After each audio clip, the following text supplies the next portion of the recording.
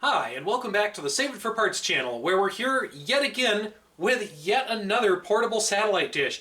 This is like the 7th or 8th one I've come across. I just keep accumulating these things.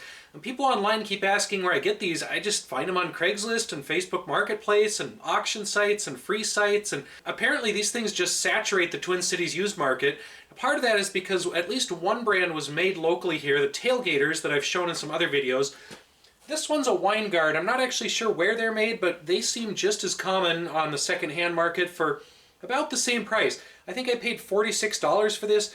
The guy had been asking more, but by the time we got together, I only had $46 in cash, and he wanted it out of his truck, so I ended up with the thing. He even threw in this little tripod base thing, which I've now dropped part of it on the ground, and I finally have a Dish Network satellite receiver, although it's pretty rusty back here, so I don't know if this thing actually works. Mostly, I just want to do what I've done with some of these prior dishes, tear them apart, make them into a small radio telescope or microwave imager. And it looks basically the same as all the other dishes I've played around with. It's got its little reflector, it's got the L&B, it's got a brain back here, it's got stepper motors. The brains on them are always very different.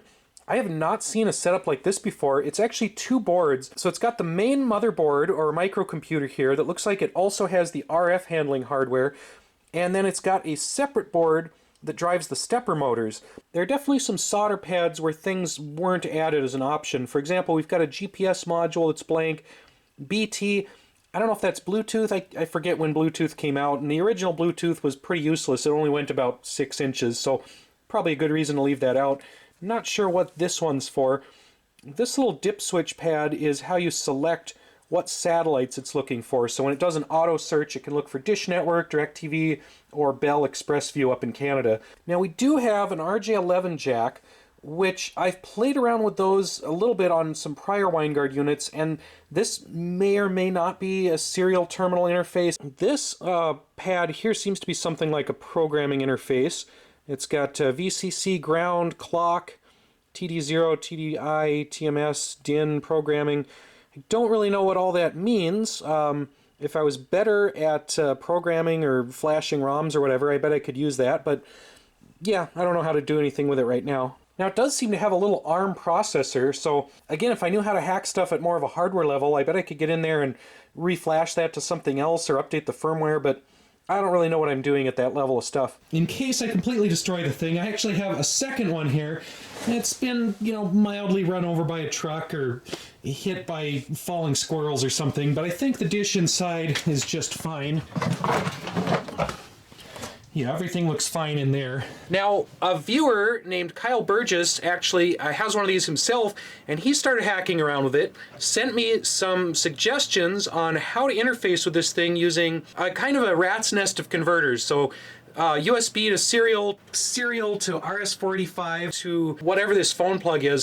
So I got some of those on Amazon. I will throw the link to all the equipment here down in the description in case anybody wants to duplicate this project. And then we're going to need a 6-pin phone cord or a 6-conductor phone cord. I think this is technically RJ25. I'm basically trying to wire my terminal block like so.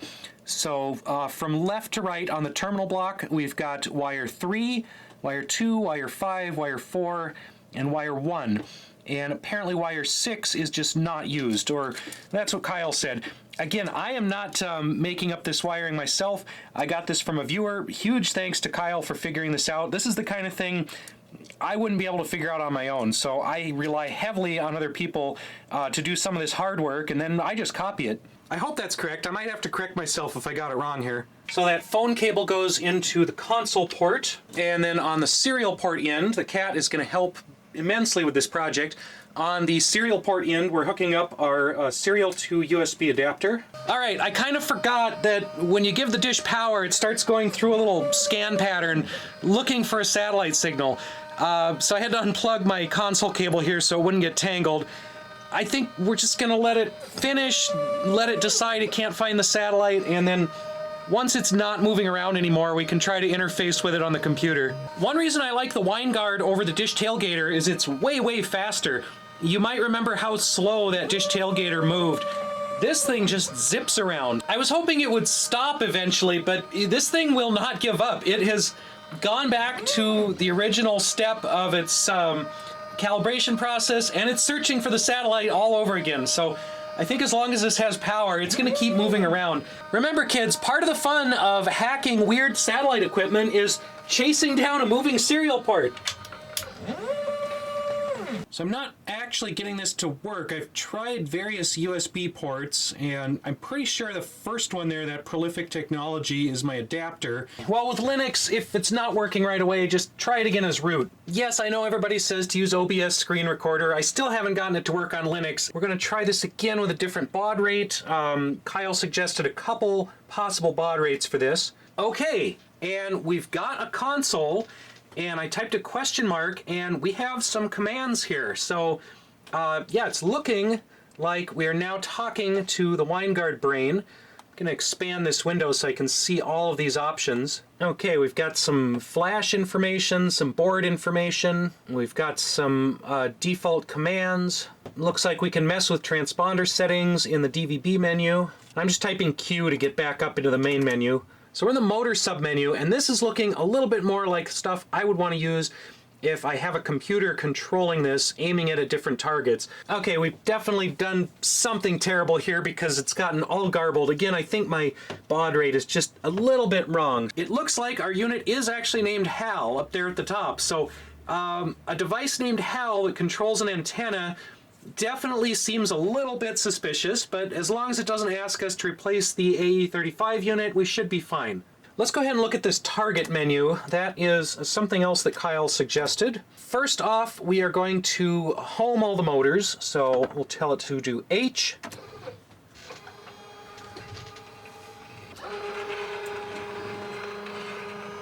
Yeah, that's really quick. That is fun. So it looks like the valid elevation range on this thing is from 21 degrees to 73 degrees. So it won't go a full 90 degrees in elevation, but that's fine. For most of my purposes, I don't need it to go completely vertical. I'm honestly so excited about this project that I've gotten up while it's still dark out so I can sneak in some recreational Python coding before work.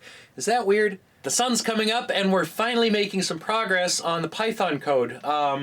I've got it where I can send a series of commands, azimuth and elevation, through a Python program over the serial port, and the dish will move.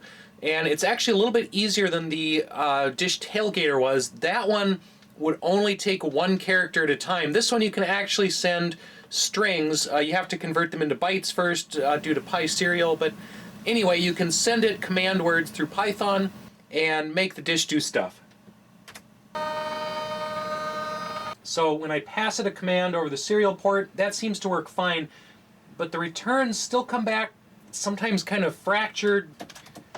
Yeah, they come back like that sometimes. I don't know if it's my cheap Prolific USB to serial cable. I know those have flaky chips and they don't always work right. It could be the baud rate. The only baud rate that seems to work on this is 57,600. I can't seem to get it to go up to 11,5200. Now I dug around behind the Linux box I'm using, and it looks like there is an actual physical DB9 serial port back there. Okay, well that's not working either because apparently the physical serial port isn't active on this system, and I don't know how to activate it. Occasionally it seems like it wants to go all the way around instead of just incrementing back the other way. Not quite sure why that is, but one more thing to iron out. Now, one thing I have talked about doing with this is to rip out the brain unit and just replace all this with a Raspberry Pi. Let's move on. We can drive the dish with this little brain and some serial port commands. We just can't read the radio signal, so let's try to read the radio signal another way. So I've hooked up a software-defined radio to the dish instead of the LNB, and we've just got a little L-band patch antenna hot glued into the focal point here. So we're looking in the 1500 megahertz range. We've got some pretty strong signals here, probably from cell phones and whatnot. I'm going to rotate this by 90 degrees. And we definitely see some things happening here with the signal. We get a much stronger area through part of that rotation. So our next step would be to try to read the raw signal strength, or dBm, of whatever frequency we're tuned to, read the azimuth and elevation that the dish is reporting, combine those things together into an array, and then into a bitmap. So similar to what we were doing with the tailgater before.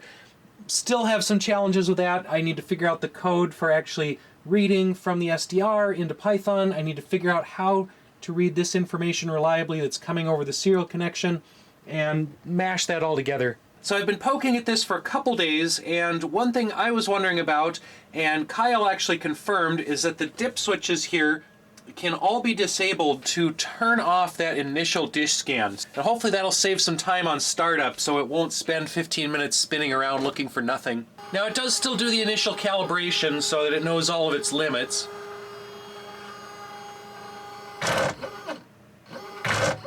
That still sounds terrible to me. There has to be a better way to know the drive limit than just slamming into it and grinding the gears like that. Well, it still seems to be searching for a satellite, so yeah, turning all the dip switches off doesn't seem to have actually helped in this case. As I struggle through the Python code to interface with an RTL-SDR, it's very entertaining to look up some of these things, and all of the results I find are people I know that I didn't know were in the same field. So we've got Marcus from up in Canada discussing stuff like 10 years ago on Reddit, talking to some other people I know from the Twin Cities who were into this stuff. I'm gonna have to contact some of them and see if they remember any of this. Okay, I think I might have had my breakthrough moment with how to get all the codes squashed together, get it working, and we are now doing an initial scan. So we're just incrementing back and forth and then incrementing the elevation. So all the data should be saved in the same format as it was before, so I should be able to just run it through my same image processing script and get a heat map out. Some of the details and the labels will be wrong, but... and that didn't work. Because of course it would have been too easy if it just worked. We're still just running this inside my office, so there are no satellites in my office that I know of, so we're just getting background radiation here. We're not getting any actual data. All right, we're gonna give this a shot outside. We've got our battery bank, our cyber deck, our miniature radio telescope. It's December, late December in Minnesota, but since we've screwed up the climate so much, it's t-shirt weather. We might never have winter again. This is great for doing projects outside, but I think I'm gonna regret this in August. I'm gonna be hiding inside with the air conditioning. All right, let's see if it'll go.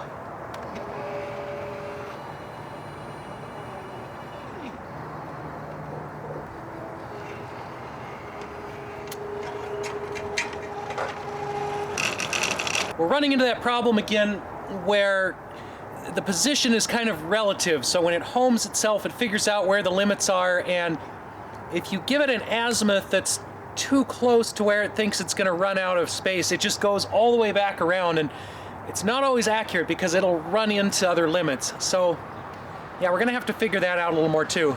Well, the dish is scanning, but it's gotten itself off by 180 degrees because it ran into the motor limits on one side. So we may or may not get anything successful out of this. There should still be a satellite in the frequency I was looking at in this direction, but it might be closer to the horizon. Now you notice it is still stepping 1 degree at a time, and I put in a delay in the Python code for 1/3 of a second.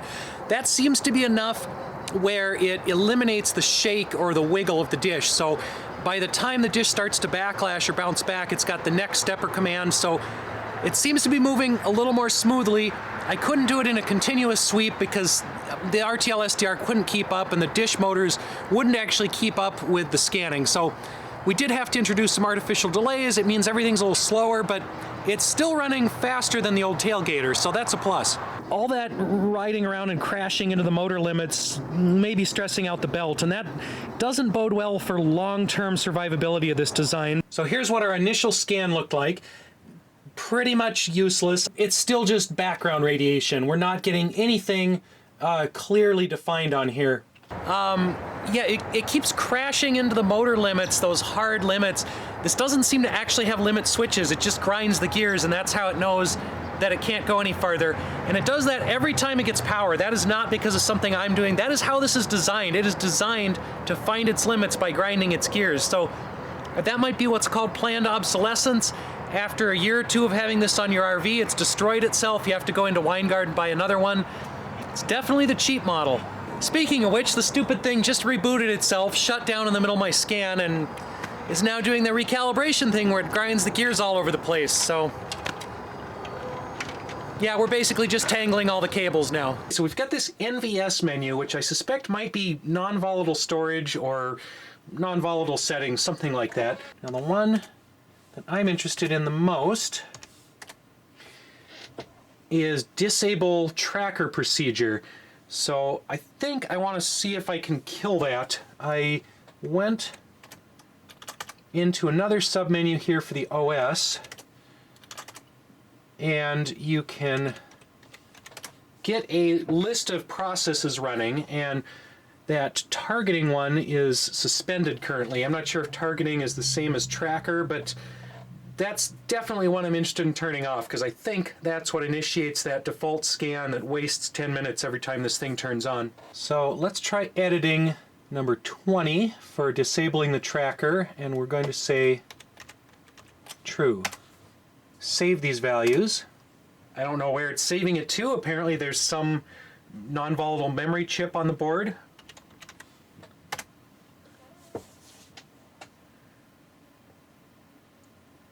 All right, we are definitely hanging during the boot process. Normally by now there would be more boot messages scrolling past. Well, unfortunately it turns out disabling that tracker process also disables the motor calibration, and you can't do that manually from the OS interface, or at least I couldn't find a way to do it. When I try to home the motors, it just grinds against the gears. So we're back to doing the whole song and dance where every time it powers up it has to calibrate all of the limits by slamming into them as hard as possible, and then go through the whole little dance of looking for a satellite. We are now performing a CAT scan. Since this one runs so fast, I did a quick self-portrait of myself sitting on the floor in L-band, and we can immediately see there's some meshing issues or some offset issues. So the clockwise scan is not quite matching up with the counterclockwise scan. I massaged the data a little bit. I found an old script that fixes that offset error, or at least attempts to. This seems a little bit cleaner, and apparently this is what I look like in the L-band. So this is what I currently have for a feed. I've got my little PVC pipe. I have foil taped around that to keep any stray radio signals from getting in the back here. So all the signal going to my feed should be coming in the front of the dish, bouncing off the secondary reflector, and then coming back here. Currently, I have this hooked up to a Sawbird Go's LNA and filter. I'm trying to do another scan here, but now it's starting to rain in December, so we'll throw the lid on this thing and we'll throw a box over the computer. Well, now the bias tee stopped working on my RTL-SDR, so this never fails. Just when I think I'm making progress on a project like this, something simple just stops working. Okay, I think it's finally working. I don't know what happened. I don't know how I fixed it. I just tried it multiple times and it started working again. So we've thrown everything into protective domes. So we have the dish in its original dome. We have the power supply under a big pan. We have the laptop under whatever that is. I don't even know what that is. And we've left space around the dome for the cables. So I'm gonna run inside while the camera is still semi-dry, and we'll see if this works or just wastes the rest of my day. Now, regular viewers might ask, hey, didn't you get a whole geodesic radome so you could do your radio astronomy and satellite experiments in an enclosed space without rain on it? Yes, but we still have not set that up. For some reason, we thought it would be cold and snowing in the winter, so we didn't prep the ground, we didn't start installing the panels for that geodesic dome. We figured we'd do it in spring. But yes, I am planning to put that up as soon as I can get helpers to come out and work on it, and then we can run some of our radio science experiments with an even bigger dish inside the cover of the dome. So I've done a few scans now, and I'm still getting basically nothing but static, just background noise. When I've hacked everything together like this, it's a little bit hard to track down exactly what the problem is. I've brought it back inside to play with the S-band, or more specifically Wi-Fi, using my ham-it-down downconverter, so we can go a little bit higher range than the RTL-SDR can usually see. And we're going to try to look at 2.4 gigahertz.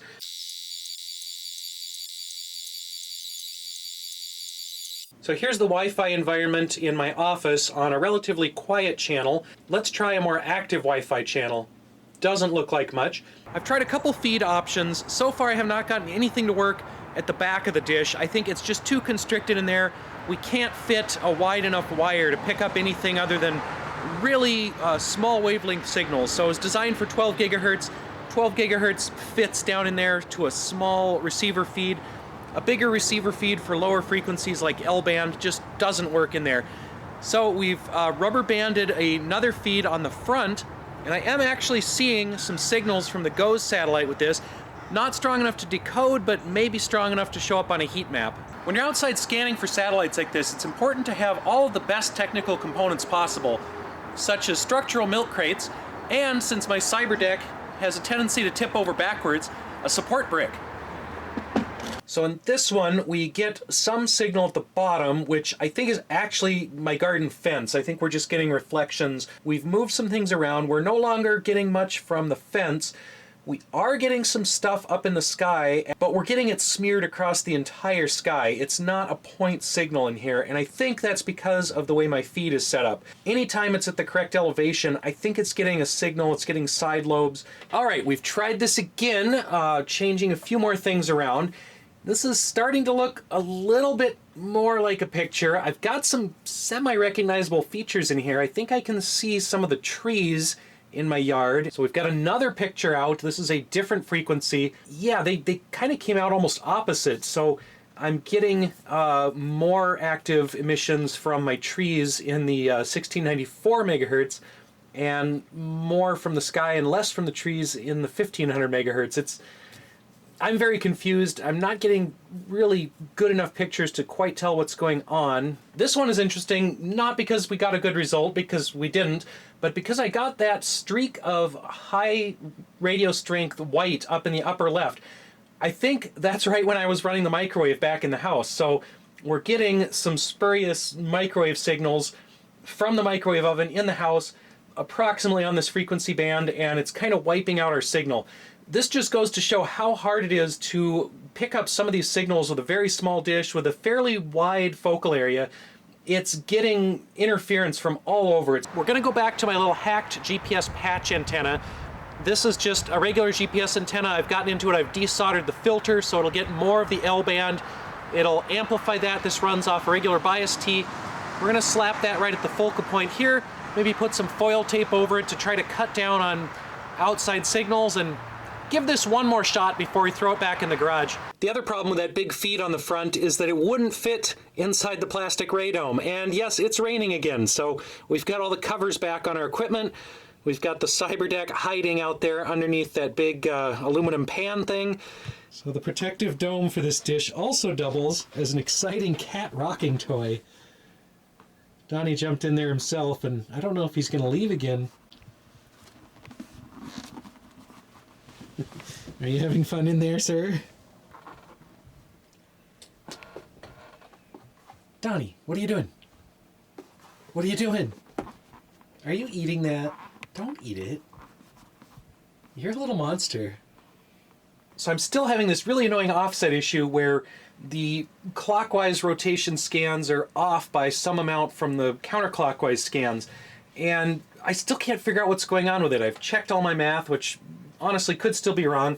I've tried changing from SDR read samples to SDR bytes to try to eliminate any buffering. I've tried putting in delays. I've tried pre-reading the SDR data. It seems like the SDR data is always lagging behind the dish location by a little bit. So I've been scanning with the dish across, up, back, across, up, back, etc. The way I fixed this same issue with the old tailgater was to just scan across, go up, go all the way back, scan across, go up, go all the way back. So I'm basically just scanning in one direction every time. I don't want to do that with this because I want to figure out this back and forth scanning method. I want to use that method on my next iteration of this project with the bigger dish because I don't want to just have to drive the dish back every time. That's going to waste a lot of time. It's going to put extra wear and tear on the motors. I'd like to be able to figure this out so that I can use it in the next project. We're out here yet again, trying this again. I keep saying this is my last try, and then like a sucker, I keep coming out here and doing it again. We've got the very latest code.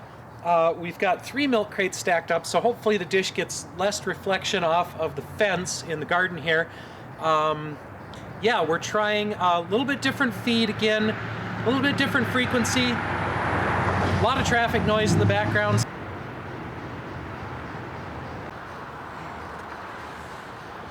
All right, after screwing around with this for almost 2 weeks, it finally works.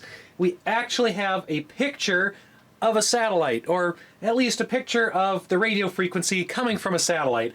And this is finally recognizable. It's not 100% perfect. We still have some choppy edges, but we've got the same signal pattern that we were getting before with KU band, except now we're in the L band. So this is, I believe, Inmarsat F3. Let's push my luck and see if we can get any other satellites this way.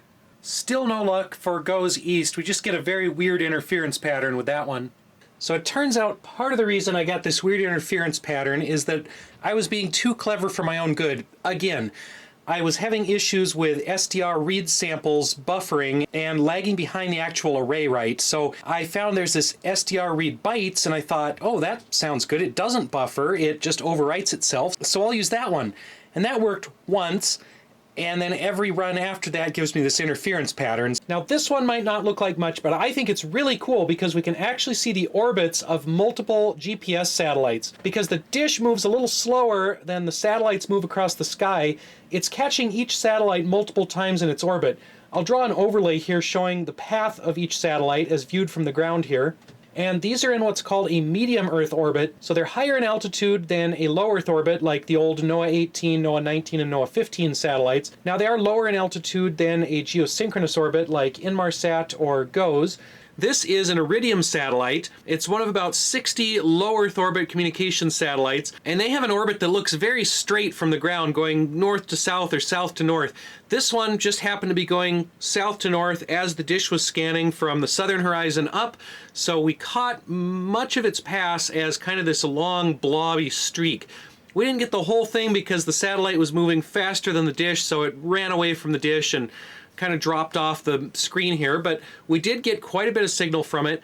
Okay, I think we're going to wrap up this video. We are going to call it a day, or like 2 weeks now that I've been working on this. I'd like to work on it a little more. I'd like to get some prettier pictures. I'd like to fix some of the indexing issues, clean up the code, add some more features, try different feeds on this, but all of that is going to have to wait for another video because we probably already have like 3 hours of raw footage, and I'm going to have to cut that down to some reasonable size. I never did get around to putting a Raspberry Pi on here. Again, that's going to have to wait for another video. Stay tuned for that.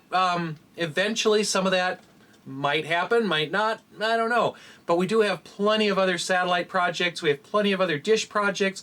And as I've mentioned before, this was kind of a stepping stone to the next size up, where we're going to try to use either that 30-inch dish I have or jump up to some of the C-band dishes and be able to use those with motors, use some of the same code or similar code to do imaging with those, and then we'll have potentially more of a real radio telescope, more of a real satellite ground station. Just as with the Dish Tailgater project, I will throw all of my half-assed code onto GitHub for everyone to critique and tear apart or possibly even use themselves.